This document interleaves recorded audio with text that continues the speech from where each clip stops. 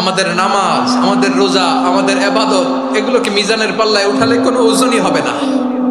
তবে আমাদের একটা কৌশল জানা আছে, আমরা আল্লাহর রহমতের ভিখারি। আমরা সেদিন আগেই গুনার স্বীকৃতি দিয়ে দেব। আমরা বলবো, আল্লাহ তুমি প্রশ্ন করার আগে তোমার একটা কথা বলি, আমারে কিছু জিজ্ঞেস করো না, আমি সব করেছি।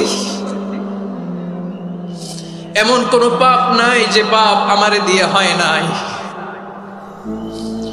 তোমার রহমত দিয়ে তুমি জান্নাতে পাঠাবা, তোমার দয়ায় জান্নাতে যেতে চাই, আমল দিয়ে না। পারবেন বলতে?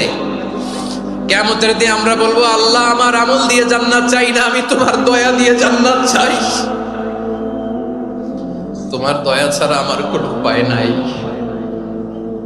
কারণ আল্লাহ যদি বিচার করে বাঁচার কারো উপায় নাই। আল্লাহ যদি বলে ফেলেন তুই এটা করলি কেন, ওখানে গেলি কেন, কোরআনে 1000 বার নিষেধ করলাম তারপরেও এই পাপে জড়ালি কেন, এরকম প্রশ্ন ছুড়ে দিলে আমার উত্তর আছে? বাঁচার কোনো উপায় আছে? রোজ হাসরে হে আল্লাহ আমার করোনা বিচার, আল্লাহ করোনা বিচার, বিচার চাহি না তব দয়া চাই, এ গুনাহগার করোনা বিচার। আপনার আমল দিয়ে জান্নাতে যাবেন? কি দিয়ে যাবেন? আল্লাহর দয়া দিয়ে। আল্লাহর রহম আর দয়া ছাড়া কেউ জান্নাতের চেহারাও দেখতে পাবে না। আমার প্রিয় ভাইরা, এই দোয়া আল্লাহর কাছে পছন্দনীয় হওয়ার কারণ 3টা। দোয়ার প্রথম অংশে আছে তাওহীদ, আল্লাহর একত্ববাদের ঘোষণা। এই দোয়ার দ্বিতীয় অংশ আছে তাসবিহ, আল্লাহর প্রশংসা সূচক বাণী। এই দোয়ার 3 নাম্বার অংশ পাপের স্বীকৃতি।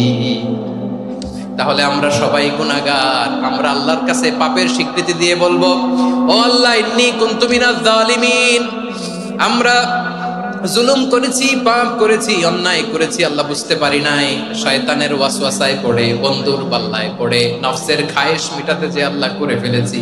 তুমি গুনাহ না মাফ না করলে আমাদের গুনাহ মাফ করার দ্বিতীয় কেউ নাই। ঠিক কিনা বলেন? এভাবে অনুতপ্ত হয়ে যদি আল্লাহর কাছে দোয়া করেন, দেয়ালে পিঠ থেকে গেছে, কোনো রাস্তা নাই বের হওয়ার, ওই মুহূর্তেও আপনাকে বিপদ থেকে উদ্ধার করবে কে? বিশ্বনবী চরম বিপদে পড়লে 2টা দোয়া পড়তেন। প্রথম হলো এটা, লা ইলাহা ইল্লা আনতা সুবহানাকা ইন্নী কুনতু মিনাজ জালিমিন। এই দোয়াটা আমরা বেশি বেশি পড়ব প্রিয় ভাই। রাজি আছেন? সবাই আওয়াজ করে পড়ুন ইনশাআল্লাহ। আমার প্রিয় ভাইয়েরা, বিপদে পড়লে বিশ্বনবী আরো একটা দোয়া পড়তেন, লা ইলাহা ইল্লাল্লাহুল আযীমুল হালিম, লা ইলাহা ইল্লাল্লাহু রাব্বুল আরশিল আযীম, লা ইলাহা ইল্লাল্লাহু রাব্বুস সামাওয়াতি ওয়াল আরদি ওয়া রাব্বুল আরশিল কারীম। এই যে বললাম, রেকর্ড হয়ে গেছে। এখন তো আর ইনস্ট্যান্ট মুখস্থ না হলো, পরে মুখস্থ করে নেবেন। আল্লাহ ছাড়া কোনো উপাস্য নাই, তিনি সুমহান, মহা সহিষ্ণু। আল্লাহ ছাড়া কোনো উপাস্য নাই, তিনি সুমহান, আরশের অধিপতি। আল্লাহ ছাড়া কোনো উপাস্য নাই, তিনি আকাশের মালিক, জমিনের মালিক, তিনি সুবিশাল আরশের অধিপতি। সুবহানাল্লাহ পড়েন। এই দোয়াটা কেউ যদি পড়ে যদি এর ওসিলা করে দোয়া করে, তাকে বিপদ থেকে মুক্তি দেয় কে? মনে থাকবে আপনাদের? তাহলে বিপদের প্রথম ধাক্কায় কি যেন পড়তে হয়?